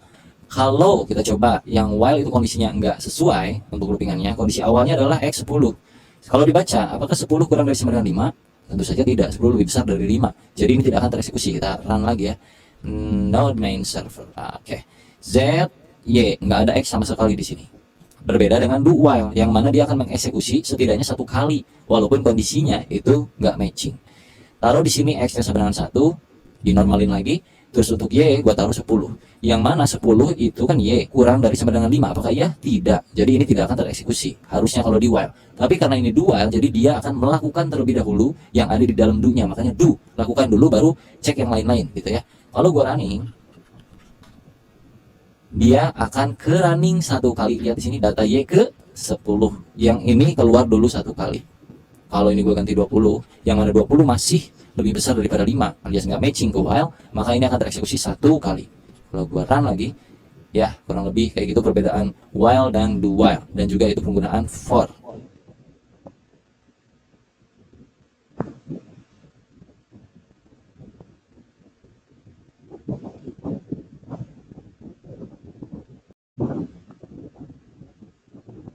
Yang kurang lebih kemarin udah kita bikin tentang for dan juga while dan juga do while. Sekarang kita masuk ke for of dan juga for in dan juga for each dan juga map, yang mana ketika sebuah variabel itu punya nilai yang banyak, multiple values. Contohnya misalkan pacar saya, nama variabelnya, dan di dalam pacar saya itu ada banyak nama, misalnya daftar nama pacar saya contohnya ya.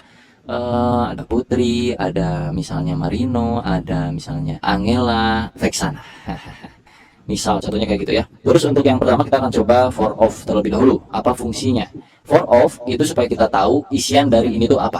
Untuk penulisan formatnya kurang lebih kayak gini. Pertama kita ketikkan for dalam kurung, bikin satu variabel baru di sini, taruhlah namanya let pacar. Of itu of apanya? Of pacar saya. Ya, jadi kita bikin satu variabel baru namanya pacar dari variabel multi values pacar saya. Variabel pacar saya itu punya banyak values, dan values ini semua akan direcah diulang di bagian variabel baru yang namanya pacar. Jadi untuk mengeluarkan pacar itu tinggal pacar di sini. Kita coba running ya. Nah, akan terlihat ada Agnes, ada Putri, Marino, Angela, Vexana. Karena kalau nggak di looping ya kan pertanyaannya, bang ngapain digituin ya? Udah langsung konsol log aja itu pacar sayanya ya. Lu coba aja sini perbedaannya. Console.log pacar saya. Kita running lagi. Nih, ini yang pertama nih. Konsol log yang ini hasilnya kayak begini. Kalau yang udah terlooping itu datanya termapping satu persatu, terpisah gitu kurang lebih. Itu untuk for of, yang artinya mendapatkan value-nya langsung tanpa kita pedulikan indexingnya ya. Terus kalau for in, kita ganti aja langsung for in kayak gini. Ini artinya kita mendapatkan indeksnya. In itu mungkin indeks kali ya, tapi sebenarnya ya lu bisa artinya sebagai bahasa Inggris ataupun indeks dulu lah ya. Tapi kalau menurut gua ini kayaknya indeks ya, soalnya kita bakal dapetin nilai indeksnya dari arah yang udah kita buat di atas ini. Kita coba runningnya 0, 1, 2, 3, 4 ya. Jadi kita dapat indeksnya kalau pakai in. Kalau pakai of itu kita dapat values-nya. Kalau for each itu kita dapetin apanya bang? Kita cobain di sini. Ini gua awasin ya. For each, nah arraynya apa di depannya? Pacar saya dot for each. Ini ada elemen di sini yang artiannya elemen itu apa yang mau kita ambil atau variabel yang mau kita jadikan sebagai values yang sudah tercah gitu bro. Taruhlah variabelnya kayak tadi pacar. Lalu gua konsol log di sini pacar. Kalau kita running ada Agnes, Putri, Marino, Angela, Vexana. Itu muncul kayak yang awal lagi. Tapi bedanya for each lu bisa masukin indeks di sini dan lu bisa tambahin ke sini indeksnya. Jadi lu bisa dapetin indeks arraynya dan juga valuesnya. Kurang lebih kayak gitu. Agnes 0, Putri 1, Marino 2, Angela 3, Vexana 4. Kalau pengen ini jadi 1, 2, 3, 4 ya udah lu tinggal tambahin plus 1 aja di sini. Jadi 1, 2, 3, 4, 5 gitu kurang lebih. Itu untuk yang for each. Kalau yang map ya sama aja, ini tinggal ganti jadi map. Nggak ada beda udah. Tuh. Kurang lebih itu cara penggunaan for all, for in, dan juga for each. Semoga bermanfaat. Kita lanjut ke video berikutnya di video berikutnya. Yep.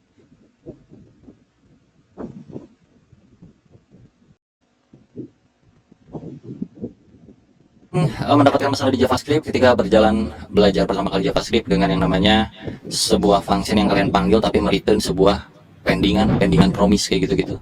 Jadi kita kali ini akan belajar yang namanya asinkronus di JavaScript kurang lebih seperti apa. Kita contohkan dari yang sinkronus dulu ya, sebelum gue jabarkan asinkronus versi sederhana, versi gue yang gue punya di otak gue ya, ntar gue jelasin. Kalau secara teori seperti biasa, yang paling fix kalian bisa cek Wikipedia sendiri. Tapi kalau ini versi penjabaran gue dan pemahaman gue aja di JavaScript kurang lebih kayak gimana.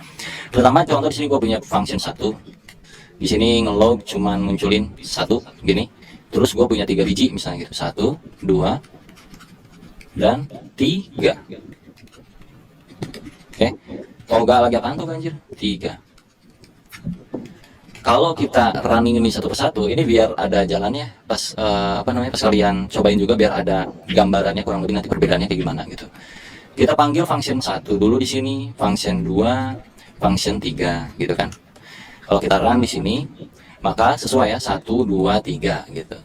Cuman kalau misalkan nih, ini gua taruh di dalam function 2 sebuah function bawaannya browser atau bawaannya JavaScript, gua lupa.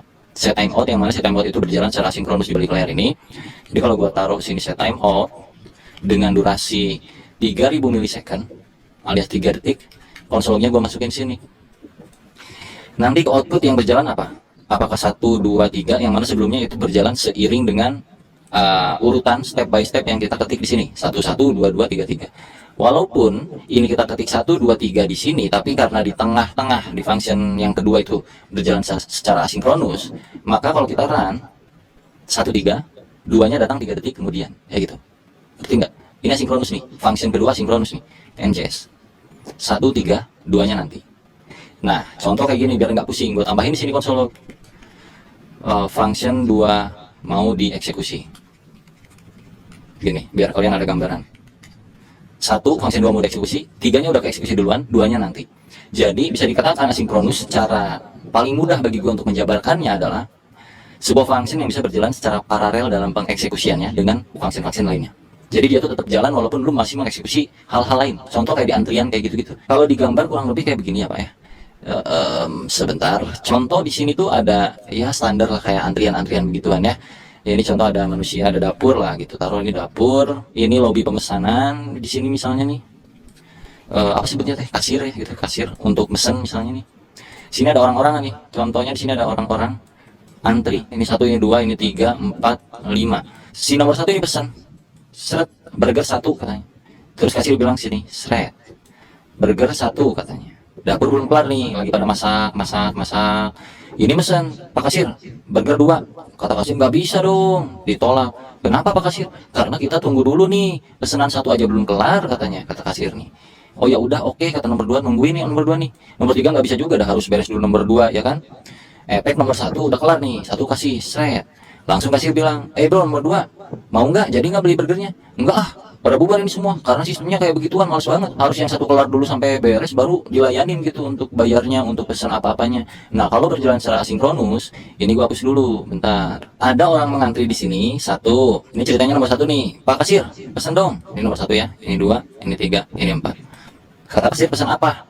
Burger 1 biji, oke. Nomor 1 diproses, progres. Si antrian kedua bilang ke kasir, saya juga mau pesan, bisa nggak?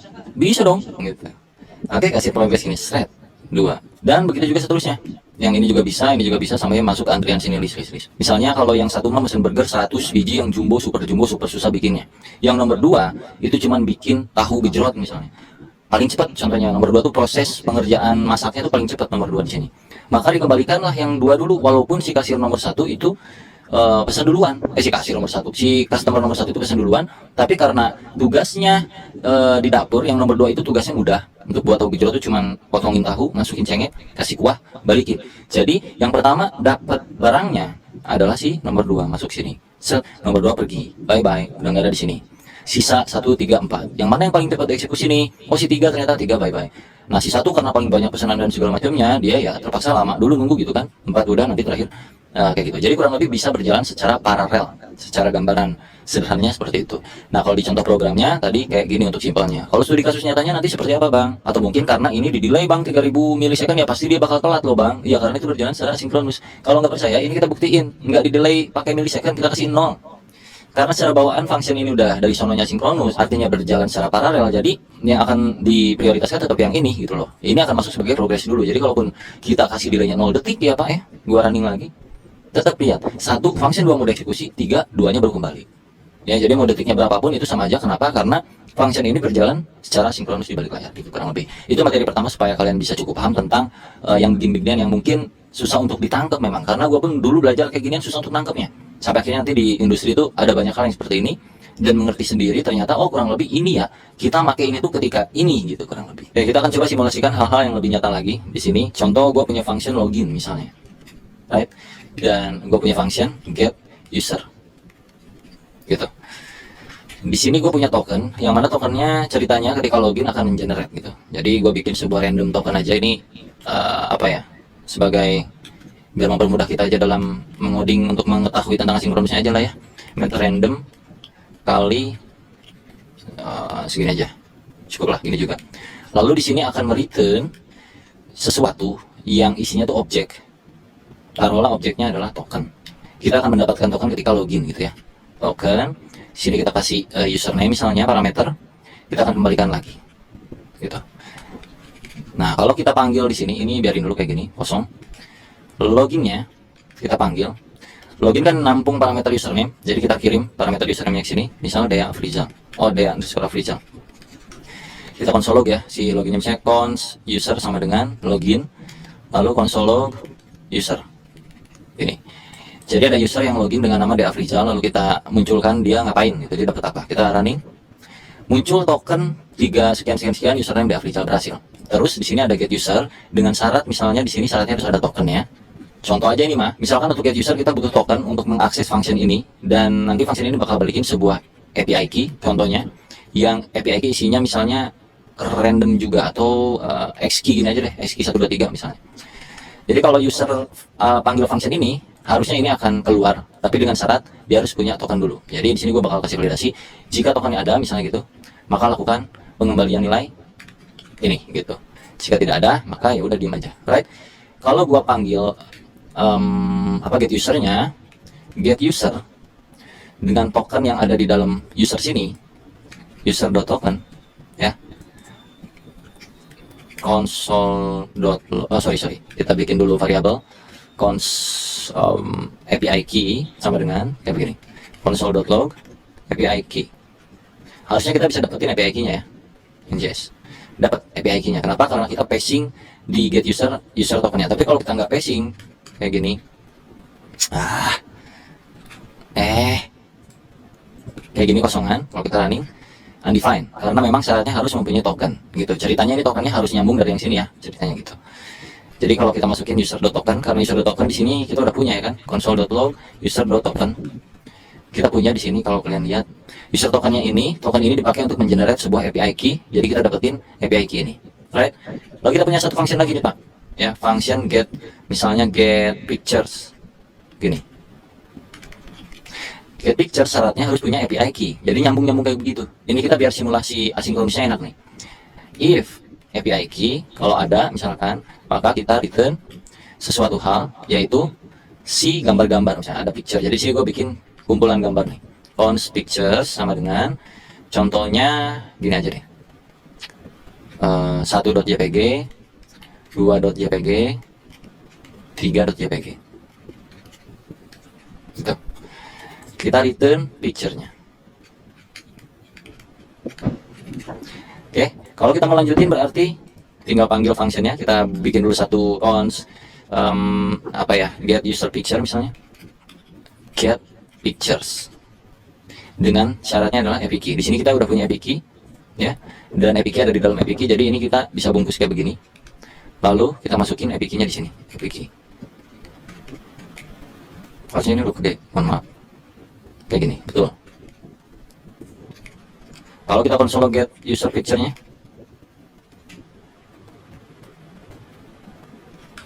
kita running. Jadi awal kita ada generate tokennya dari get user, dari login. Terus kita dapetin API key dari get user. Terus kita dapetin pictures dari get pictures dengan syarat yang beruntun dari atas ke bawah. Login syaratnya username, get user syaratnya token yang diambil dari function login setelah berhasil loginnya.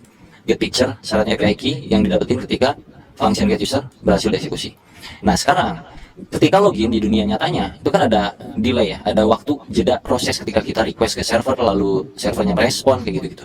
Jadi anggaplah di sini gua pakai set timeout untuk memanipulasi waktu. Ceritanya ada waktu jeda 200 milisecond ketika kita mau mengembalikan respon dari server ke ini, entah itu dari sisi servernya yang jauh lah atau kayak gimana, pokoknya ada jeda, pasti ada proses gitu ya untuk login ini. Jadi kalau kita running lagi sekarang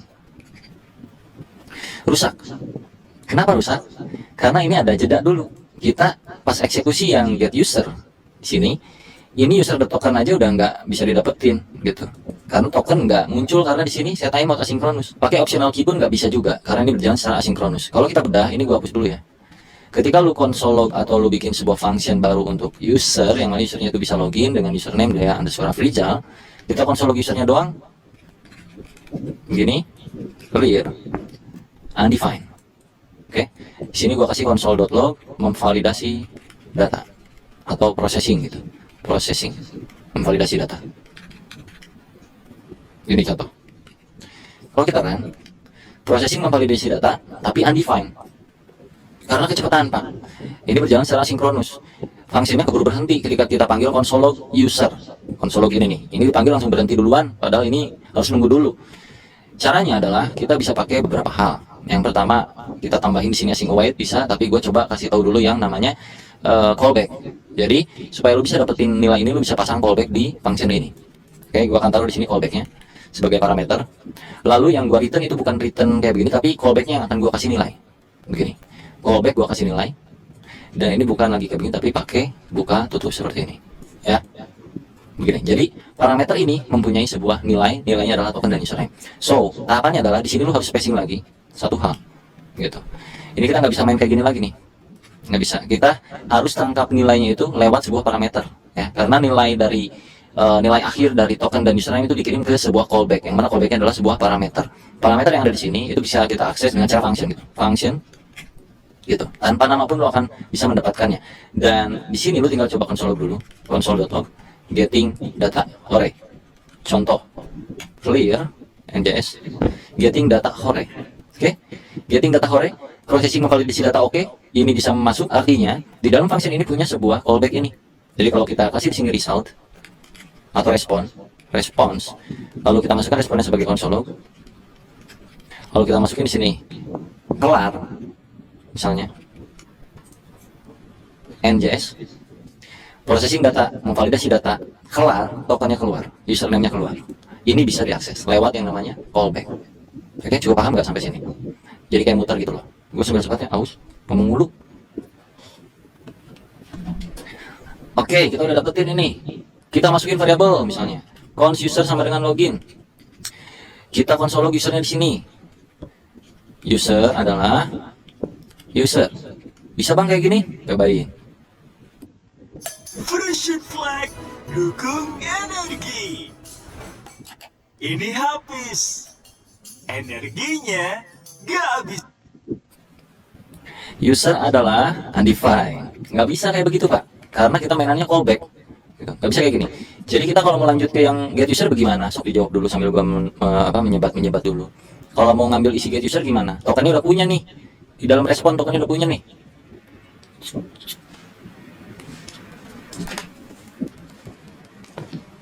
Udah kejawab.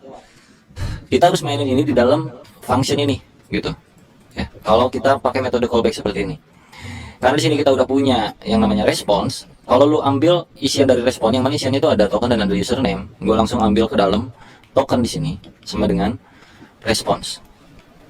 Lalu gue console di sini token. Kalau gue running, gue dapetin tokennya ya. Nah, karena kita di dalam sini udah punya variabel token ini, ya, kita bisa ke get user di dalam sini. So, lu tinggal panggil get user di sini, oke? Dan lu masukin tokennya di sini. Terus lu harus console log ini masih bisa dimasukin ke dalam variabel Pak. Cons misalnya API key ya, API key get user token. Kalau gua console log API key-nya, ini balik lagi ke yang metode tadi. Nih. API key-nya masih dapat. Kenapa masih dapat? Kenapa nggak pakai callback kan dia masih dapat?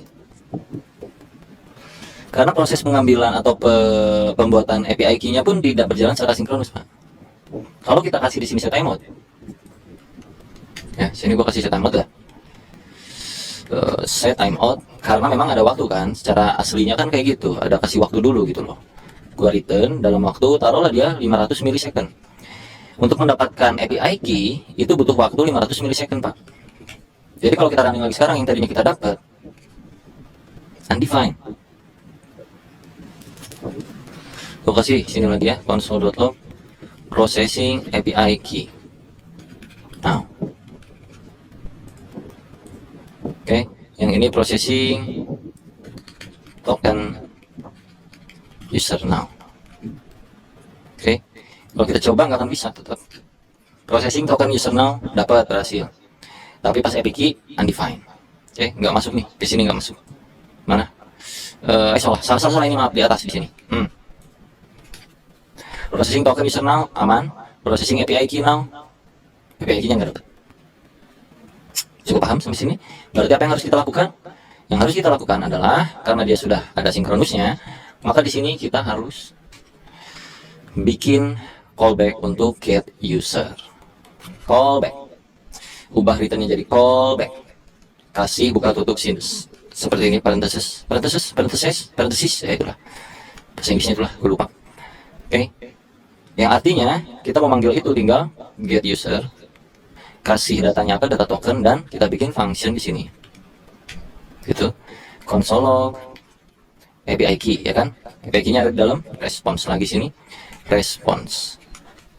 Coba nih. Berhasil ya? Kelihatan? API key-nya ada di sini. Alright.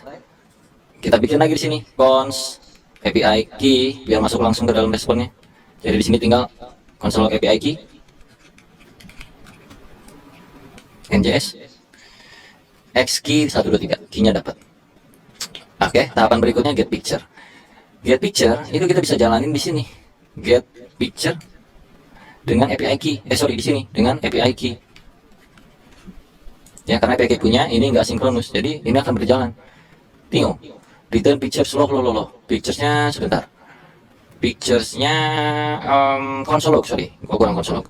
Cons pic sama dengan console.log pic NJS. Dapat 1, 2, 3 data gambarnya. Tapi tetap lagi-lagi karena kita butuh proses untuk mendapatkan gambar ke server, itu ada waktu, jadi kita kasih set timeout sini. Taruhlah karena gambar cukup berat, taruh kita 1500 milisecond.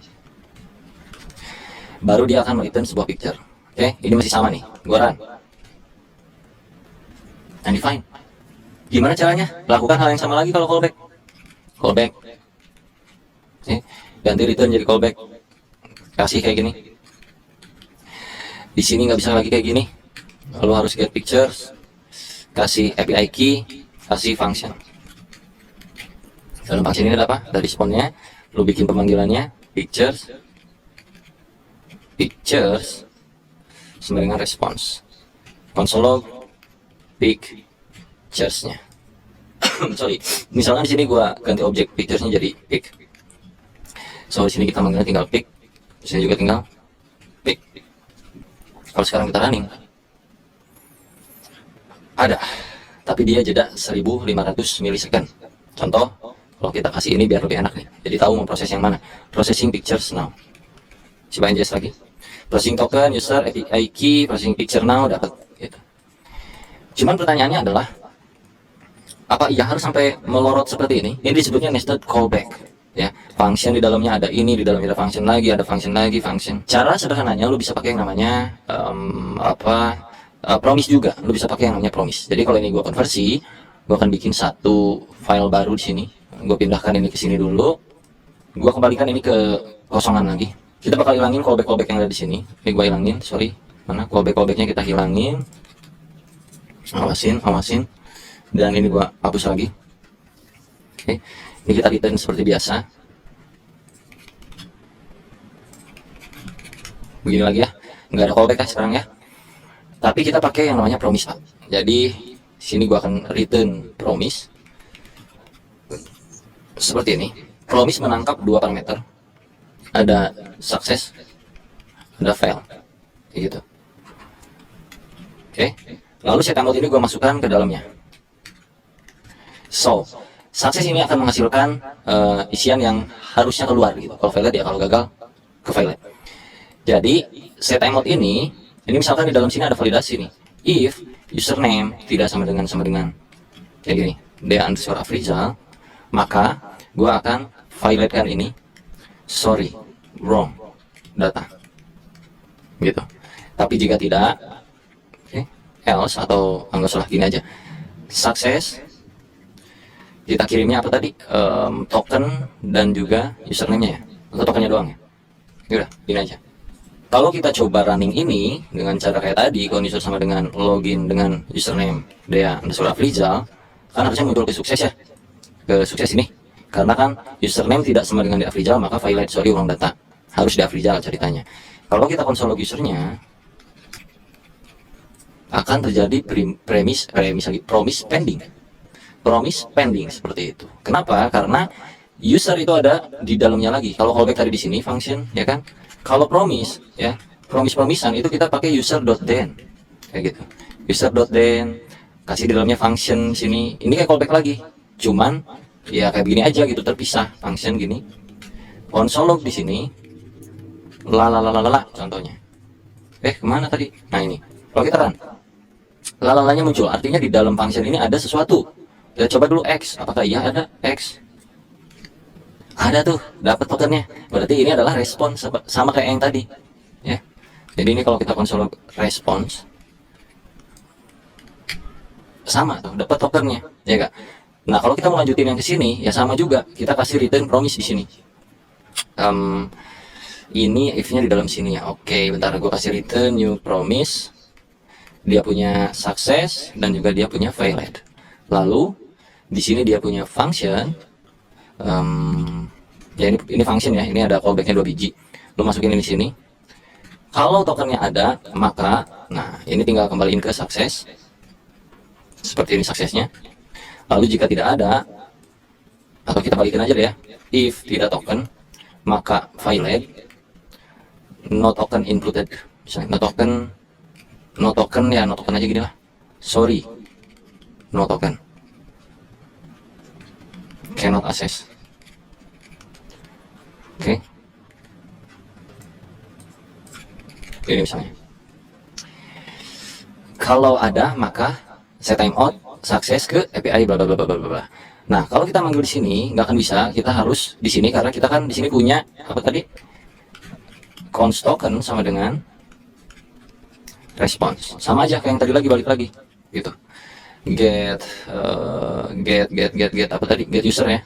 Get user itu pakai token .then, balik lagi nih ke function lagi di sini. Ini bisa pakai raw function atau gimana. Tapi supaya kalian nggak pusing, taruh di sini function lagi ya. Begini. Sini ada respon lagi. Jadi terus aja kayak gitu, sama aja. Ini lu bikin lagi const API key dari response. Jadi kalau lu console log API key-nya, lu NJS ini, sorry ada error, kenapa gua? Ini jadi kalau error itu kita mesti pakai catch. Jadi file ini akan masuk ke catch, sorry. So di sini lu harus tambahin kayak catch r console.log r .message misalnya, contoh. Coba ya. Itu nggak pakai .message, jadi r doang kayak gini. Kita run. Sorry, no token cannot access token. Oke, sorry, undefined. Tadi tokennya itu kita nggak bisa passing, ambil langsung destruktur seperti ini. Kita mesti kasih objek di pas loginnya. Pas return token kita harus kasih kayak begini. So sekarang harusnya kita bisa dapetin responnya. Ya, responnya API-nya dapat. Jadi ini gua buka lagi, kita console API key-nya doang. Lalu kita NJS lagi. Key-nya dapat, tinggal sekarang berarti get picture. Nah itu tadi sekaligus simulasi yang violate-nya ya. Jadi kalau di promise itu kan ada dua, ada success, ada fail. Fail-nya itu tereksekusi ketika nanti seperti hal-hal yang tidak terduga gitu. Nah di sini pun lu bisa di user ini, sini then, di sini catch r console.log r. Pusing-pusing lu codingannya lu ya. Ini hanya syaratnya De Afrizal tadi akan tereksekusi ini lancar-lancar aja, ya lancar-lancar aja. Tapi kalau di sini bukan De Afrizal, gua taruh di sini 1, 2, 3, 1, dia akan masuk ke catch ini, karena secara logik di sini dia harus bernama De Afrizal, jika tidak bakal akan masuk ke fail gitu, sorry wrong data. Jadi kalau gua run harusnya ke sorry wrong data. Ya, itu terjadi karena promisan ini punya 2 callback, success dan fail. Jadi sesuai dengan logiknya nanti akan masuk arah kemana. Jadinya itu bakal kayak begini-begini terus nih Pak. Ini ke dalam lagi, ke dalam lagi, capek.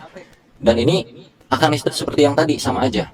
Nah, async await lah solusinya. Ini gua hapus lagi ya. Async await menjadi sebuah solusi ketika ada sebuah function yang mereturn sebuah promise pending. Ya, ini kan kalau kita langsung eksekusi kan promise pending tuh. Kalau kita bikin kayak begini, user sama dengan login De Afrizal, nggak bisa kan kalau di konsol tuh user njs pending. Kita bikin satu function yang asinkronus, async function user display misalnya. Oke, gua masukkan ini ke sini karena dia udah ada keyword async di sini. So untuk pemanggilan yang login, dia kan promise login nih, ada pendingnya, kita kasih keyword await. Artinya kita menunggu dulu sampai dia kelar eksekusi, nanti akan dimunculkan ke konsol log gitu kurang lebih. So kita mesti panggil lagi di sini user display. Udah gini doang. Kalau kita run njs, tokennya muncul. Oke, ini kita bisa persingkat lagi nih, karena kita udah yakin itu isiannya token. Kita bisa langsung sekarang token, terus untuk mendapatkan API key kita bisa langsung kayak gini sama dengan await ke get user dengan syarat token seperti ini. Kalau udah punya API key, kita punya syarat lagi di sini, sebuah pictures ya, sebuah pic yang mana tadi itu pic ini kita return ya di sini ya, picture. Jadi pic langsung await get pictures dengan syarat API key, kurang lebih gitu. Kalau kita konsol log semuanya, console.log misalnya gitu, token Anda adalah token, API key Anda adalah API key, dan satu lagi data picture-nya pitch. Request gambar Anda berikut ini.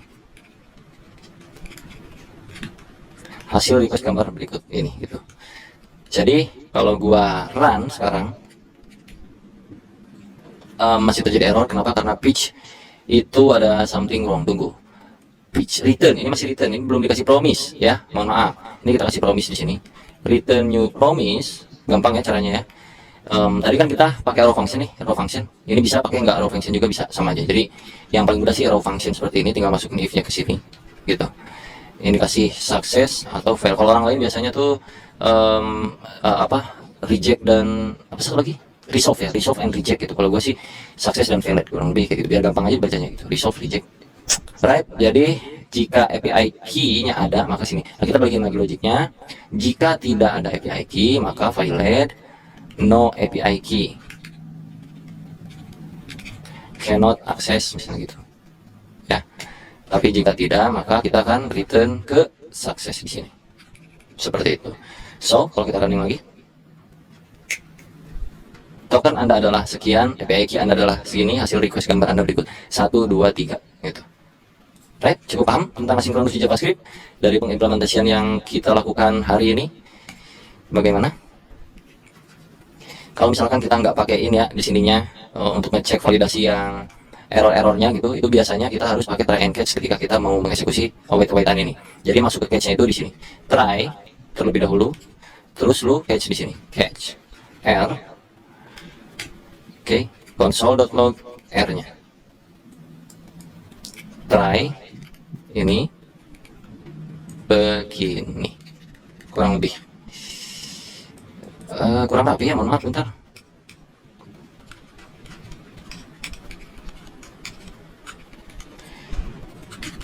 Oke, jadi gini ya, kalau kita run masih aman. Tapi kalau kita ada yang salah nggak masukin token misalnya di sini, kita run no token cannot access. Kalau kita masukin token tapi kita namanya salah kayak begini, sorry wrong data. Oke, kalau kita benar, tokennya benar tapi API key-nya salah misalnya, atau nggak pakai, no API key cannot access. Alright, kurang lebih kayak gitu aja tentang sinkronus di JavaScript. Ini durasinya udah lumayan lama, semoga kalian cukup paham tentang hal yang beginian, semoga bisa mudah dicerna. Kalau misalkan ada hal yang secara teori gua salah ucap, tolong diralat aja di kolom komentar, tapi gua berikan faktanya kurang lebih seperti ini implementasiannya. Dan nanti di dunia kerja pun akan banyak hal-hal seperti ini, dan